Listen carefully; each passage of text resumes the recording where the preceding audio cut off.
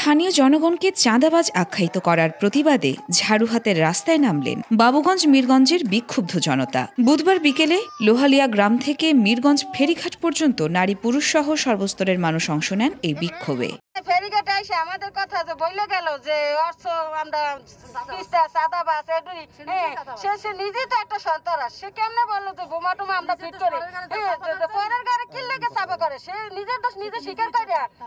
তার জন্য আমরা এই বিচারের আবেদন করলাম, আমরা মিছিল করে নামলাম। তার জুতা গালে মারবো, যদি তাকে এখন পাইতাম তাকে তাই জিজ্ঞাসা করতাম যে আমরা কি বোমা না চাঁদা না আমাদের কোন অর্থ আছে, অর্থশস্ত্র আছে। আমাদের বাবুগঞ্জ আইসা আমাদের চাঁদাবাজ বলে গেছে সাধারণ জনগণে।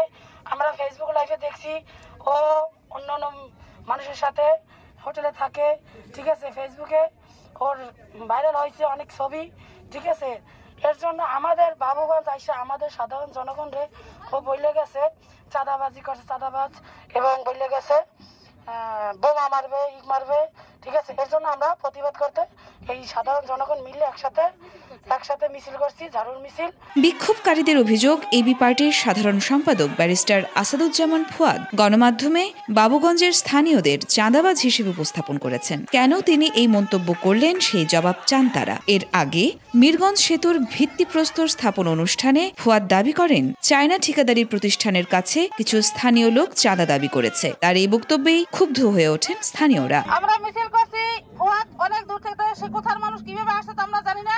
হঠাৎ করে সে আমাদের মাঝে এসে সে বাবুগঞ্জ সাধারণ মানুষকে তারা চাঁদাবাজ বলছে। আমরা চাই না যে সে চাঁদাবাজ বলে এখানে যাক, আমরা তার চাঁদাবাজি বলার কারণে তার জন্য তার বিচার চাই। আমরা কেন সে বাবুগঞ্জ আইসা বললে যে সাধারণ লোকেরা নাকি চাঁদাবাজ? উনি কি সাথে আসলে, উনি কি দেখছে, উনি এই কথা কেন বলছে? যার জন্য সাধারণ জনগণ